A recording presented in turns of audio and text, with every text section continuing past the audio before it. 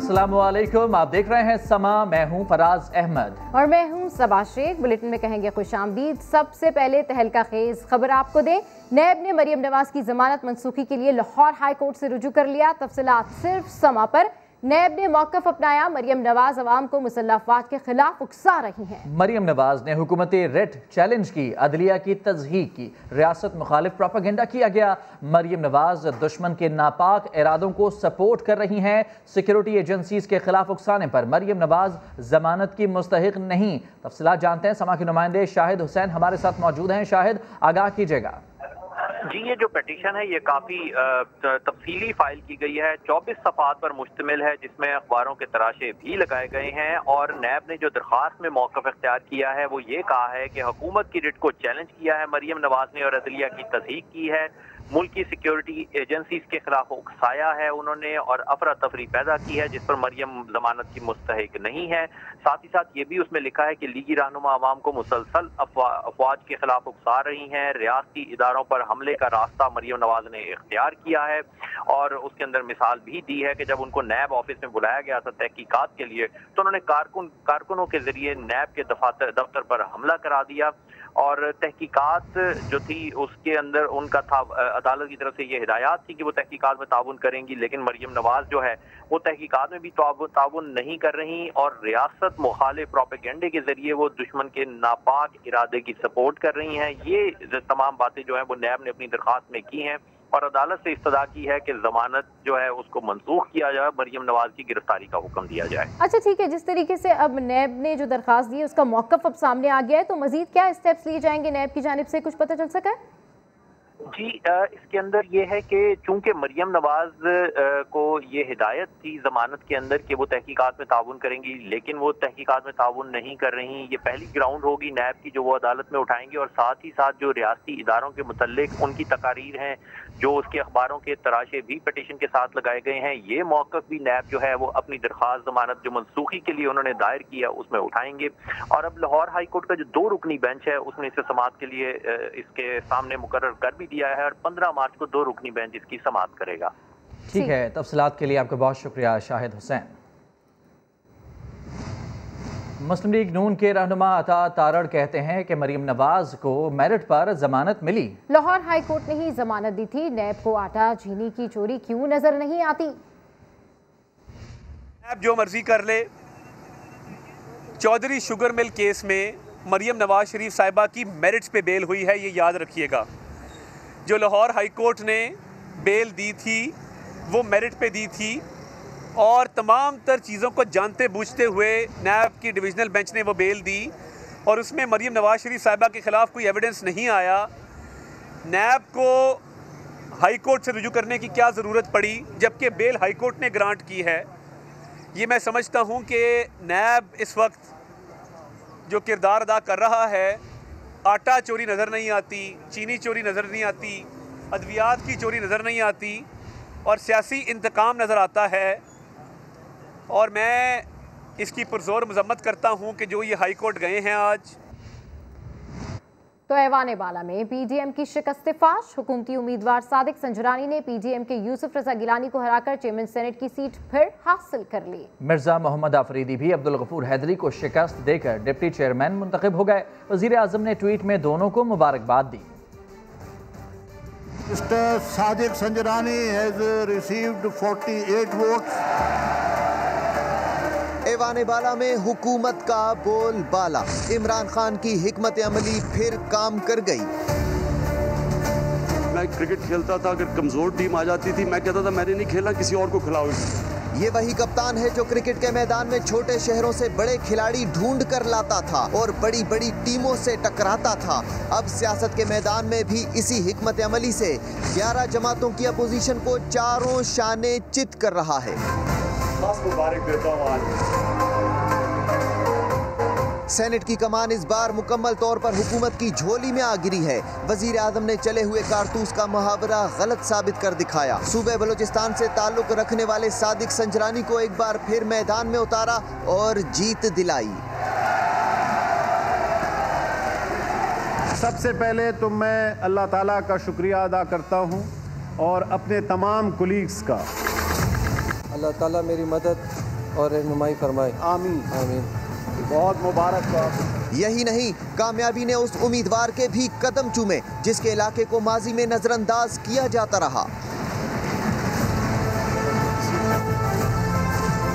99 senators के ऐवान में 98 अरकान ने हक के राय दही इस्तेमाल किया। संजरानी ने गिलानी के मुकाबले में 6 इजाफी वोट हासिल किए, जबकि मिर्जा अफरीदी को 7 इजाफी वोटों के साथ 54 वोट पड़े।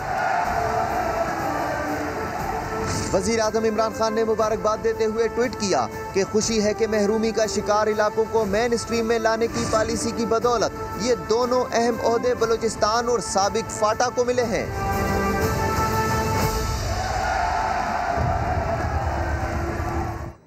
तो सेनेटर्स के एजाज में वज़ीर आला बलूचिस्तान जाम कमाल का ज़ोहराने में चेयरमैन सेनेट भी मौजूद। सादिक संजरानी कहते हैं सबको साथ लेकर चलूंगा। उन्होंने कहा कि पहले से ज़्यादा खिदमत करेंगे। तफसीलात जानते हैं, समा के नुमाइंदे उस्मान खान हमारे साथ मौजूद हैं। उस्मान खान बताइएगा, ज़ोहराना दिया जा रहा है, क्या तफसीलात हैं?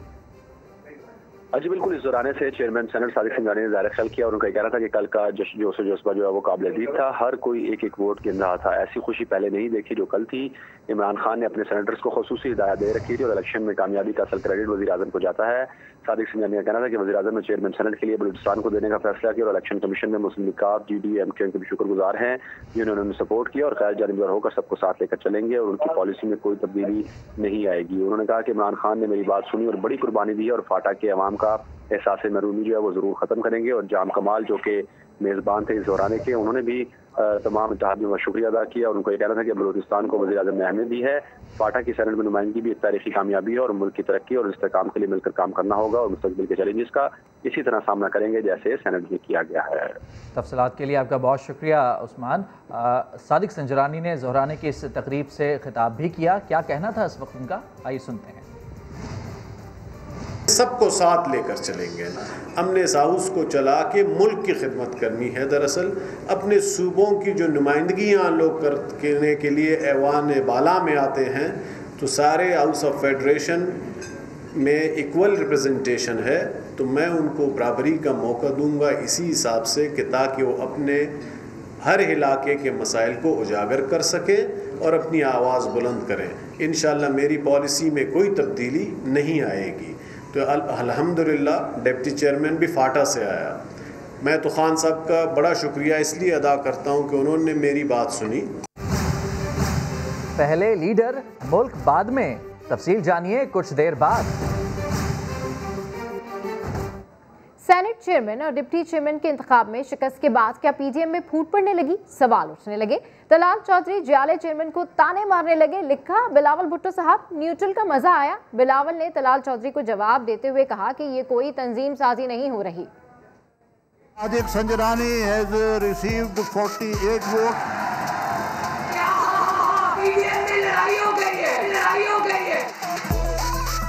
PDM उम्मीदवार यूसुफ रजा गिलानी ने कहा था सब अच्छा चल रहा है। जो मुझे बाहर नजर आ रहा है, जो एस्टेब्लिशमेंट है वो टोटली न्यूट्रल। गिलानी साहब की जीत का ख्वाब सच न हुआ तो मतवाले रहनुमा तलाल चौधरी ने यूसुफ रजा गिलानी के बॉस बिलावल भुट्टो पर तंज कर दिया। ट्वीट में लिखा, बिलावल साहब न्यूट्रल का मजा आया। चेयरमैन पीपल्स पार्टी ने भरी प्रेस कॉन्फ्रेंस में तलाल चौधरी को जवाब दिया। तलाल साहब को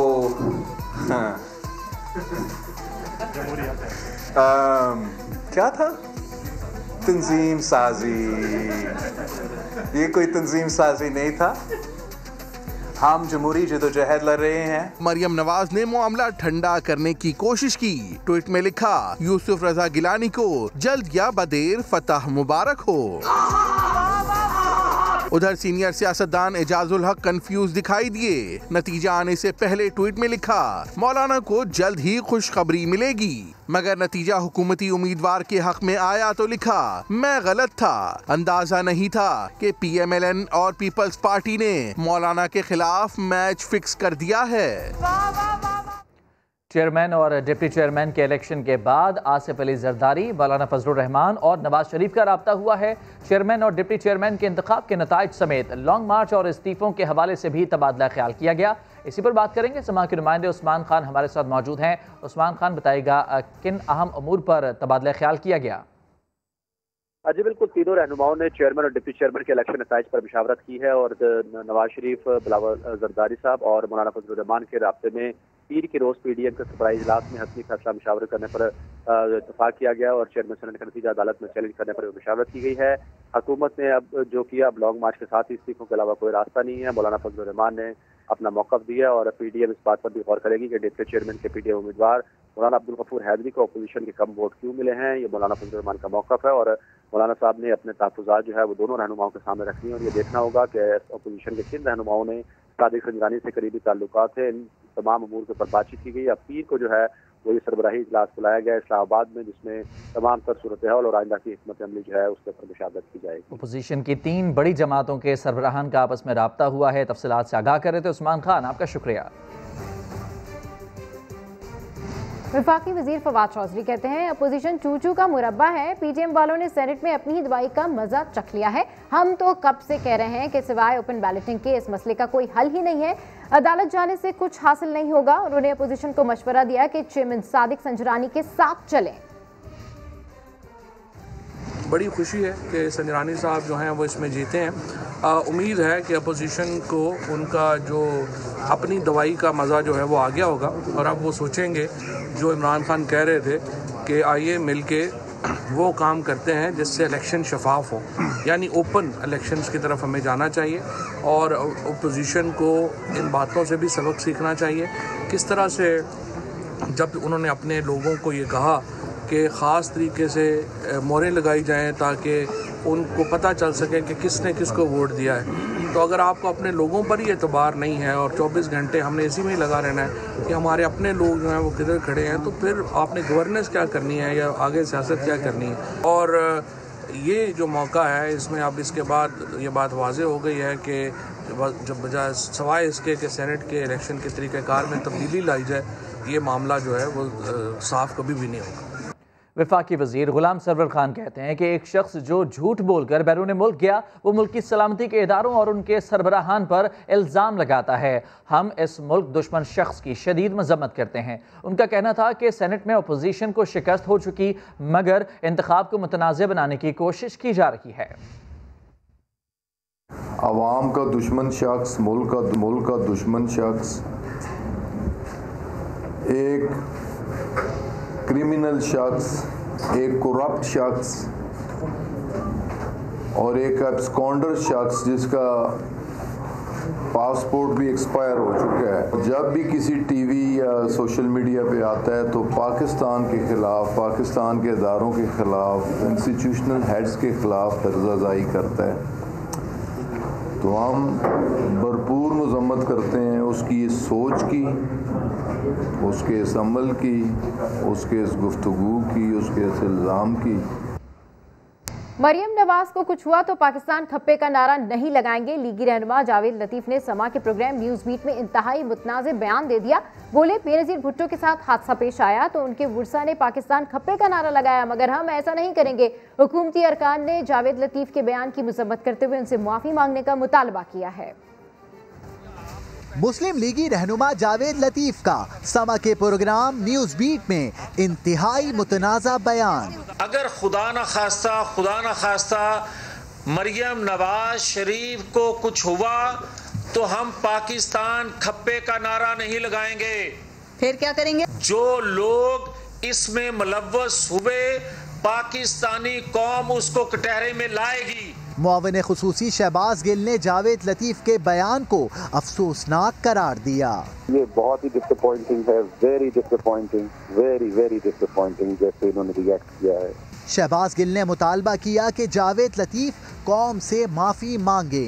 पिछली दफा इनकी ट्यूनिंग शेखुपुरा के अंदर लोग मोटरसाइकिल से कर देने लगे थे, ऐसा ही इन्होंने गैर संजीदा एक बयान तब दिया था। पाकिस्तानी होने के नाते उनको ये तंबीह करूंगा कि उन्हें ये बयान वापस लेना चाहिए। हमारा सब कुछ इस वतन पे कुर्बान है। वफाकी वजीर फवाद चौधरी ने भी जावेद लतीफ के बयान की मुजम्मत की।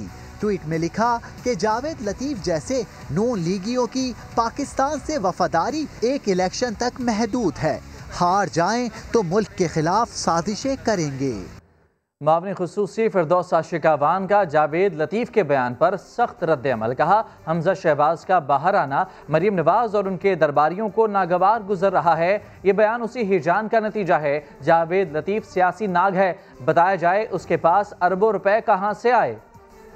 मियां जावेद लतीफ़ जैसे सियासी नागन जो है वो जिन्होंने पाकिस्तान के कौमी वसाइल को डसा और सरकारी जमीनों पे कब्जे किए, ये बिल्ली थैले से बाहर आ गई है। हमजा शहबाज शरीफ का बाहर आना और सियासी अमूर को अपने हाथ में लेना, वो जाली राजकुमारी और उसके दरबारी और हवारियों को सख्त नागवार गुजर है। चेयरमैन सेनेट के इलेक्शन के दौरान यूसुफ रजा गिलानी के वोट अपोजिशन की अपनी गलती की वजह से मुस्तरद हुए। जराये के मुताबिक मशकूक अरकान की शनाख्त के लिए उन्हें नाम की जगह मोहर लगाने की हिदायत की गई थी। 7 सेनेटर्स ने गिलानी के नाम पर ही मोहर लगाई। जी हां, अपनी नैया खुद ही डबोई गई। इन सेनेटर्स में लीगी अरकान भी शामिल थे। सेनेटर्स ने बैलेट पेपर्स को शनाख्त के लिए मुख्तलिफ अंदाज में तय किया था। जराये का कहना है कि पीपल्स पार्टी के बाज रहनुमा इंतखाबी अमल की निगरानी कर रहे थे। चेयरमैन सेनेट का इलेक्शन जिसके दौरान यूसुफ रजा गिलानी के वोट अपोजिशन की अपनी ही गलती की वजह से मुस्तरद हुए। जराये के मुताबिक मशकूक अरकान की शनाख्त के लिए उन्हें नाम की जगह मोहर लगाने की हिदायत की गई थी। बिल्कुल, इस पर मजीद बात करने के लिए मैं ज्वाइन किया है खालिद अजीम साहब ने। खालिद अजीम साहब, बिल्कुल जिस तरीके से ये 7 सेनेटर्स का मामला है कि इन 7 सेनेटर्स ने ये मोहर लगाई, तो आप कैसे देख रहे हैं इस मामले को? क्योंकि क्या गिलानी के लोगों को ये पता था कि ये गलत मोहर लगानी है, इन्हीं से गलती होनी थी? बहुत हैरान कुन सूरत हाल है। और देखें, इसमें एक पहली बात तो है जो आप बता रहे हैं कि उनको हिदायत दी गई थी, तो इसमें कोच को भी पकड़ना होगा और सोच को भी पकड़ना होगा कि ये किस सोच के तहत ये कोच साहब जो हैं उन्होंने ये रहनुमाई फरमाई थी। क्या ये मैलाफाइडी थी या उनकी इसमें मैं माजरत के साथ ये लफ्ज़ इस्तेमाल करूँगा कि उनकी जहालत थी कि जिसने उनको इस तरफ वो लेके गया। और दूसरा एक बड़ा सवाल ये है कि क्या यही 7 अफराद थे जिनको कि इस किस्म की कोचिंग की गई और उन्होंने इस अंदाज में मोहर लगाई? आखिर जो बाकी लोग हैं उनको भी अगर ऐसी ही हिदायत उसी कोच साहब ने दी थी या उनके साथ मिलते जुलते किसी और कोच ने दी थी, तो फिर बाकी लोगों ने इस पर अमल क्यों नहीं किया? ये मामला सिर्फ 7 तक क्यों महदूद रहा? ये मेरा ख्याल है इस किस्म की खबरें उनकी जानिब से जो आ रही हैं, सईद गनी साहब की प्रेस कॉन्फ्रेंस और उसमें सेक्रेटरी सेनेट पे उसका इल्ज़ाम धरने की कोशिश, और ये सारी चीज़ें इस किस्म की हैं कि शायद वो खिफ़त मिटा रहे हैं या फिर उन्होंने कुछ ऐसा कर दिया है जो कम इल्मी की वजह से था, या ये कह लें कि उनका तजुर्बा ना होने की वजह से था, या फिर उसको ये कह सकते हैं कि उसमें कोई मैलाफाइड इंटेंशन थी। उसका राज खुलने का कोई खौफ है जिसकी वजह से अब ये धूल उड़ाई जा रही है। हकीकत ये है कि उन 7 अफराद ने बिल्कुल सिमिलर अंदाज की अगर गलती की है तो उसका कोई ना कोई यकीनी तौर पे या तो पर्पस है और या फिर उनको मुश्तरका तौर पे किसी ने इस हवाले से गुमराह किया। क्योंकि जो बाकी लोग हैं वो अगर उनको भी इसी किस्म की हिदायत थी तो उन्होंने इस पर अमल क्यों नहीं किया, और उन्होंने जो प्रॉपर खाना मोहर लगाने के लिए बना हुआ था उसके अंदर मोहर क्यों लगाई? एक बहुत सीधी सी बात है कि बैलेट पेपर जो है वो उसको 2 हिस्सों में उन्होंने तकसीम किया हुआ है। एक साइड पे नाम लिखा हुआ होता है और एक साइड पे आगे ब्लैंक खाना है, और वो ब्लैंक खाना वो मोहर लगाने ही के लिए था।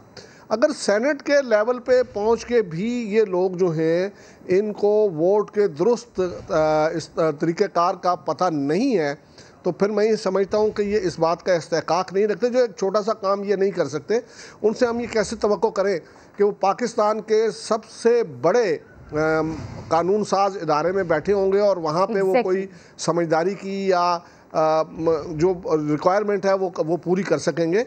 इसलिए मेरा ख्याल है कि उनकी अहलियत पे भी सवाल उठ गया है, और अगर ये आइडेंटिफाई हो जाते हैं, चाहे वो उनका ताल्लुक नून लीग से है, चाहे उनका पीपल्स पार्टी से है या किसी और पार्टी पे, मैं ही समझता हूँ कि उन लोगों के ख़िलाफ़ एक्शन बनता है, ज़रूर लिया जाना चाहिए। लेकिन उसके साथ साथ ये भी देखना होगा कि उनका जो वो कोच है उसने ये काम क्यों किया, क्या उसकी सोच में तो कोई उस वक्त जो है वो खोट नहीं था और वो दानिस्ता तौर पे तो इस किस्म की कोई चीज़ नहीं करना चाह रहा था। ये ऐसी चीज़ें हैं जिसका प्रोब अगर वो ज़रूरत महसूस करें तो वो करेंगे। ये उन्हीं का अब काम रह गया है खालिद साहब, जो नंबर गेम था, एक वोट का रिस्क लेना भी जो है यहाँ पर बनता तो नहीं था। यहाँ पर 7 वोटों का रिस्क लिया गया है, लेकिन उसके बावजूद अब जब नताइज सामने आ चुके हैं, अभी भी अपोजिशन गलत को सही करने पर तुली है। देखें, गलत को सही जो है वो तो देखें प्रोसेस के तहत ही होता है। बिलफर्ज माल अगर वो अदालत में जाते हैं और वो उनका राइट बनता है, अदालत उनको रिलीफ दे देती है, वाबेहा। लेकिन यहाँ ये देखने की ज़रूरत तो है कि ये बिल्कुल 7 बंदे जो हैं वो सिंगल आउट क्यों हो रहे हैं, और बाकी जितने लोग हैं जिन्होंने 42 लोग जिन्होंने अपना हक़ राय दही यूसुफ रज़ा गिलानी साहब के हक़ में इस्तेमाल किया है, उन्होंने किस तरह से ठीक जगह पे मोहर लगा ली।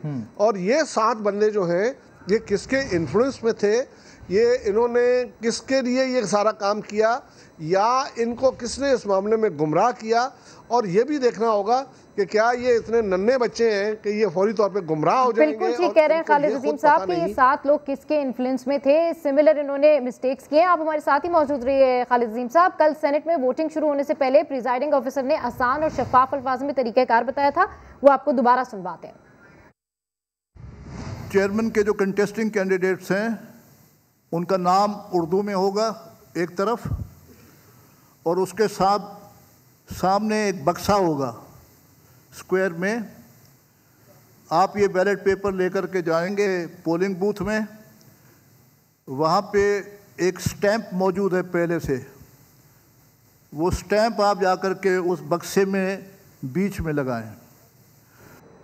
आगे बढ़ते हैं। पाकिस्तान पीपल्स पार्टी के रहनुमा सईद गनी कहते हैं कि सेनेटर्स के वोटों पर डाका डालने में हुकूमत और सेक्रेटरी सेनेट दोनों मुलविस हैं। एग्जैक्टली अल्फाज थे कि नाम के ऊपर मोहर लगाते हैं, तो क्या वो वोट ठीक होता है या गलत?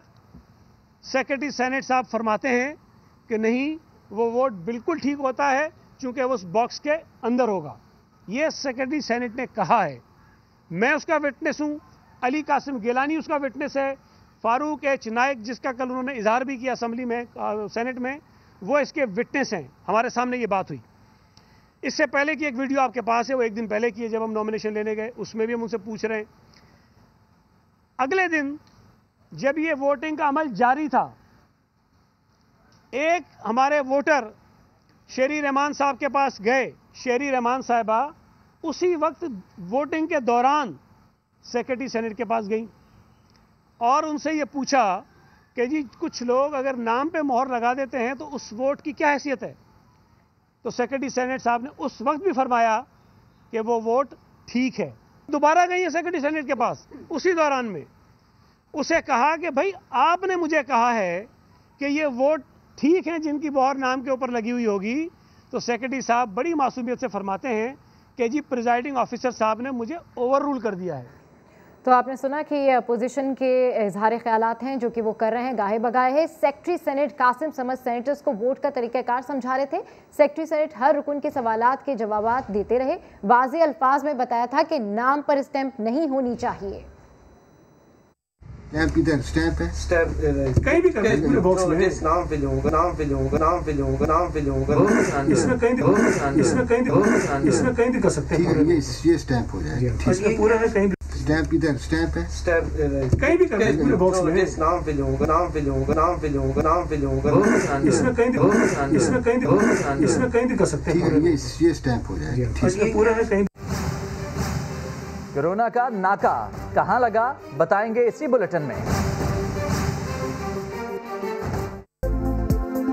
Welcome back. कुछ बात कर लेते हैं कोरोना वायरस के हवाले से। पंजाब में कोरोना केसेस में खतरनाक हद तक इजाफा हो गया है। 7 अजला में 2 हफ्तों के लिए स्मार्ट लॉकडाउन नाफिज कर दिया गया है। मुतालिका अजला में मार्केटें 6 बजे बंद हो जाएंगी। हफ्ता और इतवार को मुकम्मल बंद रहेंगी। बिल्कुल, सूबे पंजाब में कोरोना वायरस की दूसरी लहर के बायस कारोबारी मराकज शाम 6 बजे बंद करने का हुक्म सामने आया है, जबकि हफ्ते और इतवार काम की हरगिज इजाजत नहीं होगी। कोरोना वायरस के केसेस में इजाफे के बायस पंजाब में पाबंदियों और कारोबारी सरगर्मियों के औकात में तब्दीली का नोटिफिकेशन भी जारी कर दिया गया है। कोरोना वायरस के हवाले से आपको अपडेट कर रहे हैं। SOPs बहुत ज्यादा सख्त कर दी गई है। सिर्फ लाहौर में 800 नए केसेस सामने आए हैं। लाहौर में मुस्बत केसेस की शरह 8% हो गई है। पंजाब के 7 बड़े शहरों में स्मार्ट लॉकडाउन, जबकि मुतालिका इस्लाम में मार्केट्स शाम 6 बजे बंद हो जाएंगी।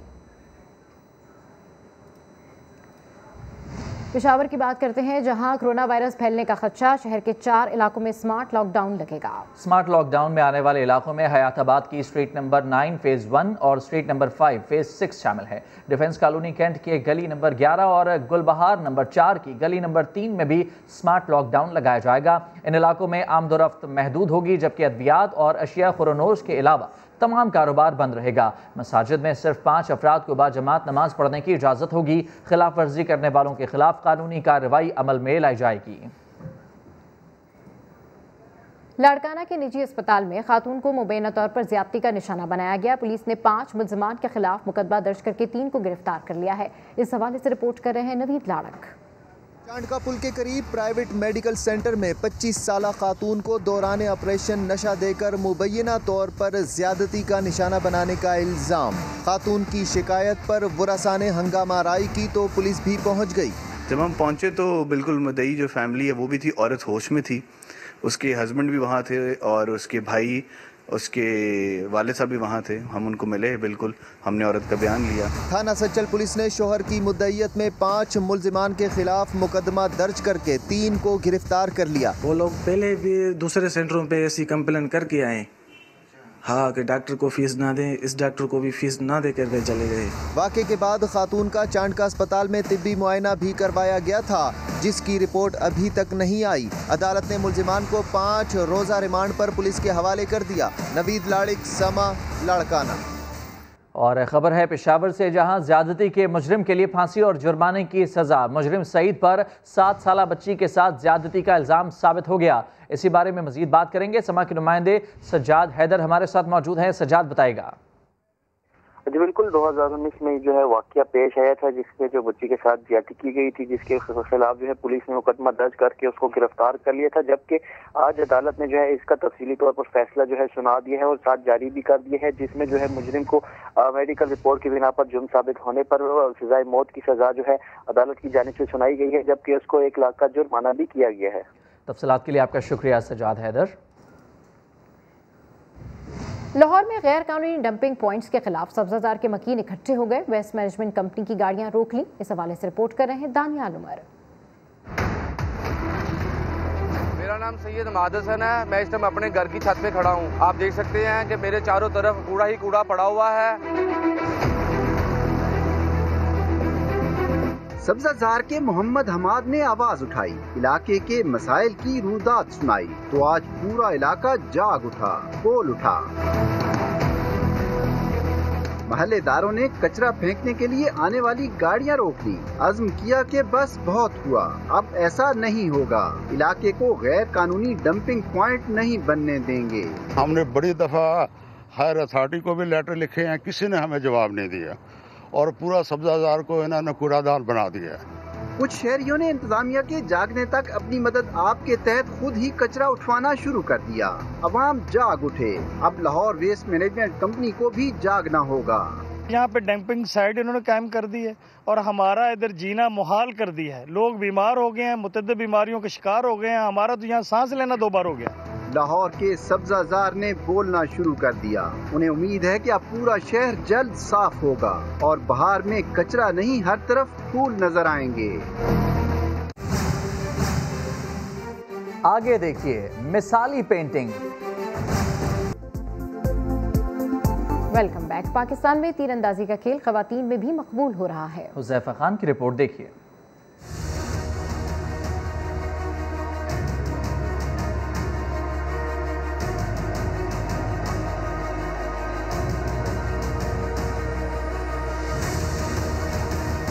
कमान उठाएं, मैदान में आएं और हदफ पर तीर बरसाएं।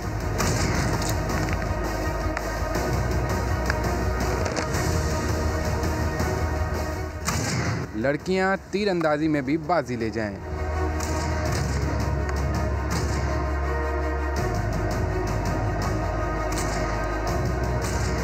जब हम बाहर जाते हैं, टूर्स वगैरह होते हैं, फर्स्टली ये था कि इक्विपमेंट इतना एक्सपेंसिव था कि पाकिस्तान का नाम हम भी रोशन कर सकते हैं जैसे बाकी क्रिकेटर्स वगैरह कर रहे हैं। हर जगह जो है वो मेल्स और फीमेल अब बराबर हैं।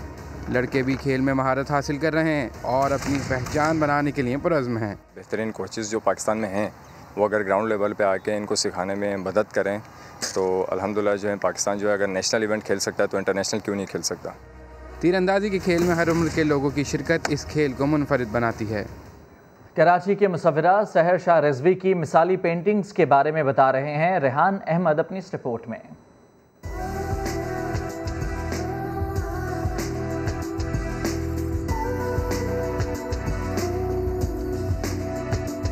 कराची के 27 साला मुसव्विरा सहर शाह रिजवी की मिसाली पेंटिंग्स। सहर शाह की पेंटिंग्स की अब तक 81 नुमाइशें हो चुकी हैं। इन दिनों वो 100 पाकिस्तानी हीरोज की पेंटिंग्स तैयार कर रही हैं। नौजवान मुसव्विरा आबदा परवीन, बेनजीर भुट्टो, फैज अहमद फैज और परवीन शाकिर जैसी मशहूर शख्सियात की खूबसूरत पेंटिंग्स बना चुकी हैं, जिनका तो जवाब ही नहीं। तो अजरक अगर मैं इनसे मिलती तो इनको तोहफे के तौर पे देती, और अब जो भी आने वाली नस्लें हैं या हमारी आज की जनरेशन है, जब भी इन हीरोज़ के पोर्ट्रेट को देखेगी तो मेरे दिए हुए इस तोहफे के साथ देखेगी। मुसव्विरा को उम्मीद है कि आइंदा अप्रैल तक वो 50 मशहूर अफराद की पेंटिंग्स मुकम्मल कर चुकी होंगी। इन पर्सनालिटी से अगर मैं मिलती तो क्या ही बात होती, क्या ही कुछ मैं सीख पाती इनसे, और फेस से मिलती तो गज़लें सुनती। नाज़िया हसन मेरी मोस्ट फेवरेट सिंगर हैं, और मेरी ये तहे दिल से ख्वाहिश है कि काश मैं उनसे मिलती। मुसव्विरा सहर शाह रिजवी का कहना है कि पाकिस्तान की खिदमत और दुनिया में नाम रोशन करने वालों को वो अपनी पेंटिंग्स का हिस्सा बनाती रहेंगी। कैमरामैन मोहसिन अली के साथ रेहान अहमद, समा, कराची। और मुल्तान में सजा आर्ट का रंगारंग सकाफती मुकाबला, इस हवाले से रिपोर्ट कर रहे हैं आसिफ बलोच। मुल्तान आर्ट्स काउंसिल में रंगारंग सकाफती मुकाबलों का इनकाद। ब्लू पोट्री, कढ़ाई और 3D वर्क तवज्जो का मरकज बने रहे।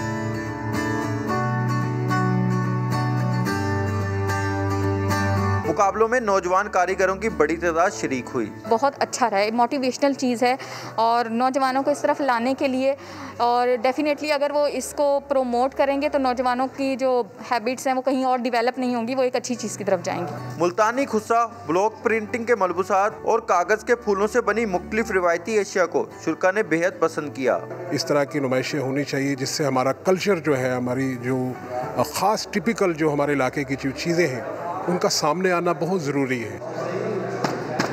आर्ट मुकाबले 2 दिन तक जारी रहेंगे, जबकि जीतने वाले कारीगरों में इनामात भी तकसीम किए जाएंगे। कैमरामैन अदनान सयाल के साथ आसिफ बलोच, समा, मुल्तान।